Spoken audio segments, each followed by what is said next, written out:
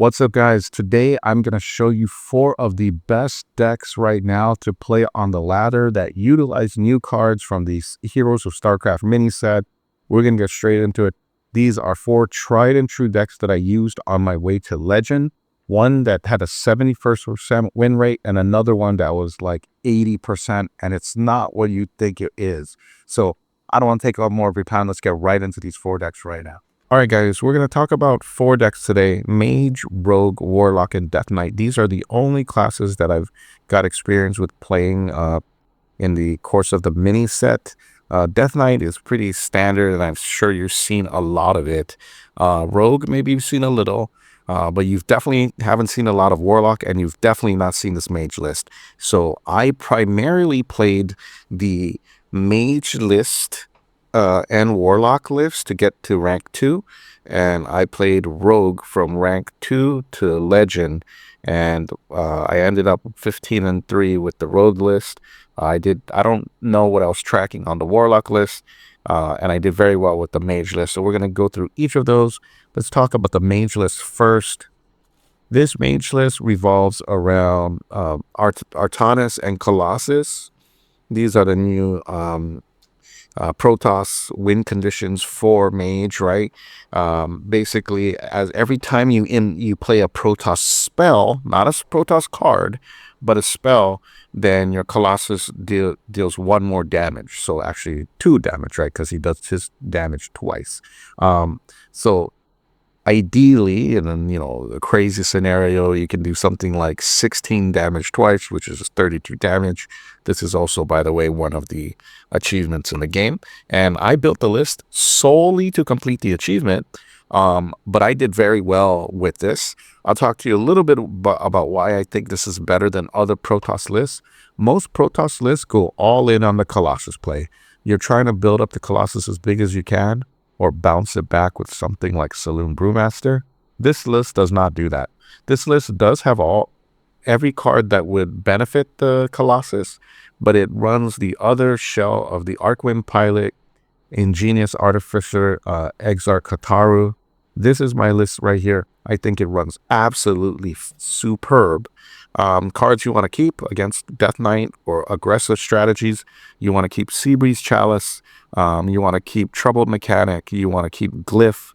You want to keep, where's the 3-mana Resonance Coil? Those are the cards that you would keep them against aggressive decks.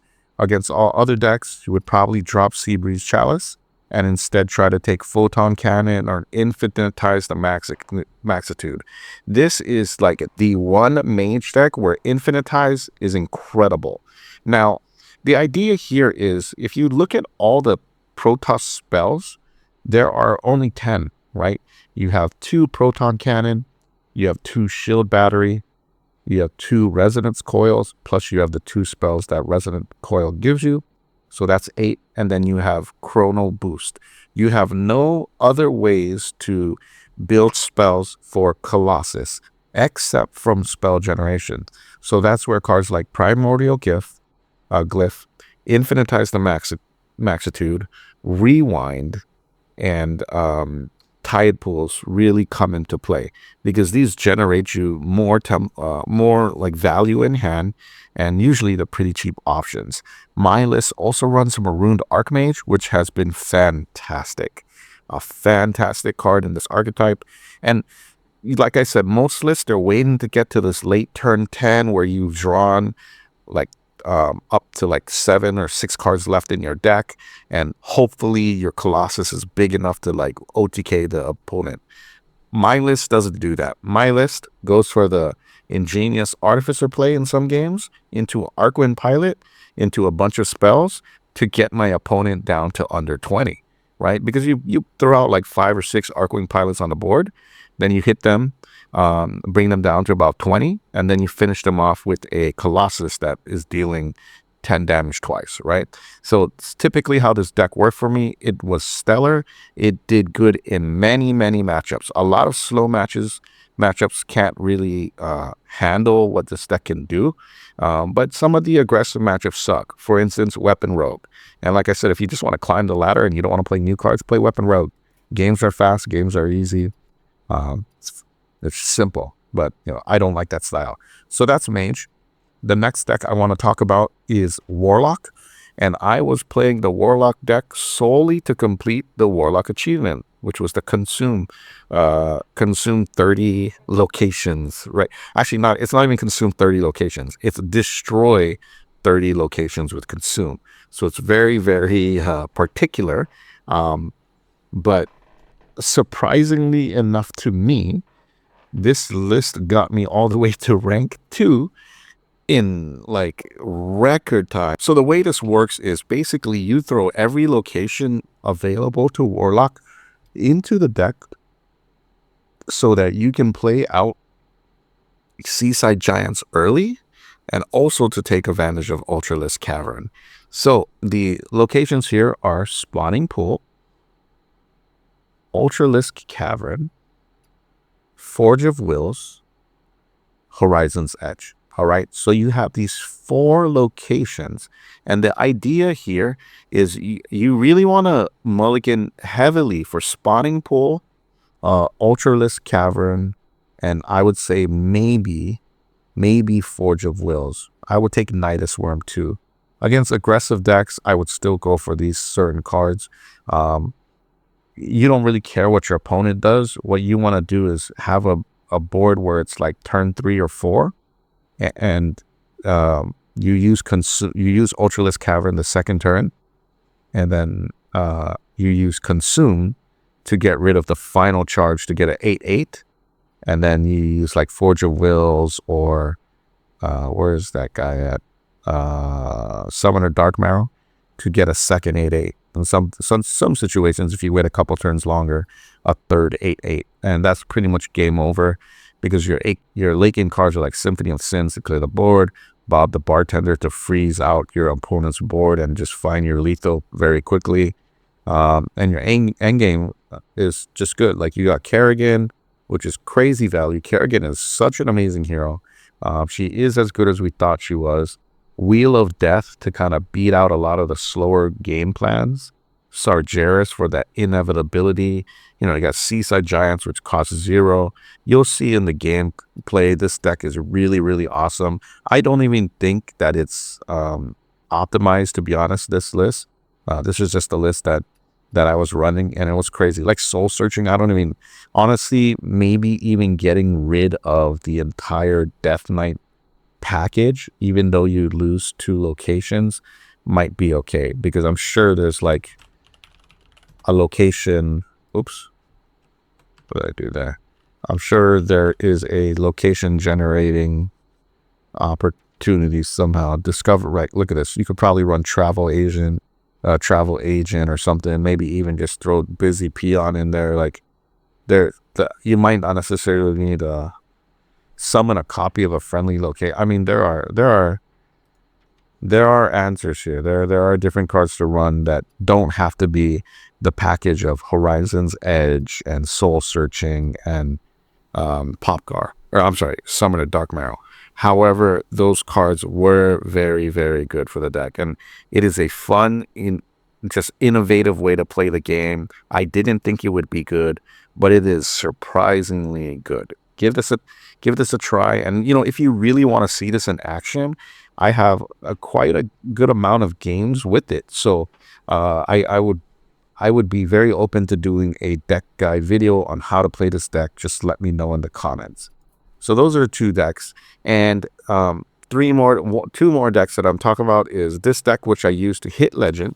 70% win rate to get into Legend, and then ended up like 15-3 or 16-3 over the course of the day. I know I played the 10 games in an hour. This list is pretty crazy. It's Quest Rogue. It's Protoss Rogue. I just call it Quest Rogue because I'm actually trying to complete the quest, which is to to summon 40 avatars, right? A lot of the achievement grind this time is just very, very grindy farming type of achievements. But anyway, the way this deck works is there's the synergy with Dark Templar and High Templar. So when 2 of these Templars are on the board, regardless if they're separate or if they're the same Templar or a different set of Templars, you get an Archon. And the Archon at the end of turn deals 8 damage to the enemy hero and 2 damage to their minions. So what this deck's plan is to, or this deck's main kind of plan is to find some damage here and there if you need to, but ultimately to play a pair of Templars, and then to copy them, copy the Archon with cover artists. So you can imagine, you play a couple of Templars, you get an Archon, you get the effect of the Templars, then you throw a cover artist, you're dealing 16 damage on the board, 16 damage to your opponent, and you're dealing 4 damage on the board. If you add another one, that's, another 8 damage to the face and another 2 damage to the board. It is crazy, crazy effective, and you get wins out of nowhere. It is incredibly fun. You're drawing a ton of cards. I always like that. Yeah, you can get some bad hands. My losses, my 3 losses, one was to a warrior where I miscalculated lethal, and he ended up stabilizing because I lost all my Templars and I didn't have any more damage. My other loss was to a rogue, and because the rogue was weapon rogue and he just blew me out. This deck cannot beat weapon rogue. So if you face only weapon rogue, don't play this deck. And the last loss was to a demon hunter who outplayed me. Who outplayed me very, very well. Very close to killing him, but I got outplayed. Aside from that, I had no problems whatsoever. This deck is very, very good. I want to show you guys a deck guide for this. So, please, I will. I'll show you a couple of gameplay videos in another deck, or in another video sometime next week. But comment if you want to see this. This deck has like a 50% win rate on HS replays or whatnot, but it is good, and I think you're gonna see that this deck is gonna be a very strong deck at high levels of play. It's exceptional. It is exceptional. It is very, very fun. And of course, the last deck, which is the first deck that I played. Unfortunately, I don't have a lot of gameplay footage of this deck. I don't know what's wrong with my recording software, but this was the first deck I played, and this is Death Knight, Zerg Death Knight. I got the quest or achievement completed with this as well. And the idea here, there's a couple of great synergies, but the main synergy you really need to know is Brittlebone Buccaneer or Mosh Pit, putting Reborn on Infestor, and then using cards like Yelling Yodeler or Death Growl to get more auras off of the Infestor. If you do that, then your Zerglings, and well, all your Zerg, but especially the Zerglings, they get much, much bigger. And this is where something like Orbital Moon turns out really good, because ideally you want them to make sure that they kill Infestor. So giving Reborn and Taunt and Lifesteal to a fat Infestor is very, very strong. Zerg is very, very aggressive. It does a very, very aggressive deck. I think key things to know about the playstyle is Brood Queen is amazing, and you should probably play Brood Queen whenever you can. It's a very strong card. Nidus Worm, very good. Viper, this particular list, I've thought about fitting in one more Viper. I just don't know where to put her. Honestly, maybe dropping one Miracle Salesman to fit a second Viper, because Viper is very good. Like in this deck, especially where opponents don't want to trade on your board, Viper forces those trades. So, and Viper, Viper is excellent against things like the Mage decks, or even the Rogue decks where your opponent is holding on to this 1 or 2 key creature cards to find their lethal damage, right? Their win conditions. And that's what this mini set is really built around, the win conditions, okay? Like these 1 or 2 card combos that if you reach that point in the game that you're going to win. Kerrigan is one of those. Like playing Kerrigan out, that's a crazy win condition. Getting these 2 Brood Queens, if your opponent can't handle that, they're going to lose the game. And, I really like where this mini set has gone. I don't know if those things are too powerful. Originally, my original reception of the cards was that the power level wasn't out of this world. It wasn't too crazy, but now seeing the synergies, I'm like, man, these are very difficult. And I've seen a lot of shaman, I've seen a lot of warrior, I've seen a lot of paladin, I've seen priest, and I think all of those decks are going to do or classes are also going to do exceptionally well once I get around to playing them, to try them out as well, but I didn't want to cover those because I haven't played them, so I didn't feel like it would be good to showcase any of those. But these are my 4 choices. Obviously, if you want the deck codes, you can find them in this description. But enjoy these decks. They're very, very fun.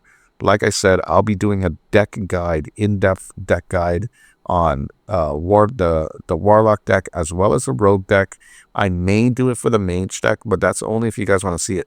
The Mage deck, honestly, is amazing. It is one of the most fun decks. You got to give it a run, but it is kind of challenging to pilot. But anyway, let me know what you guys are playing. I'm really on the lookout for a good Demon Hunter list. I've seen one that's been going around. It's okay. It's just not that good in my opinion. And the Demon Hunter achievement is really hard. If anyone knows a way that I can solve that, let me know. But yep, till next time, enjoy, and I'll see you on the other side.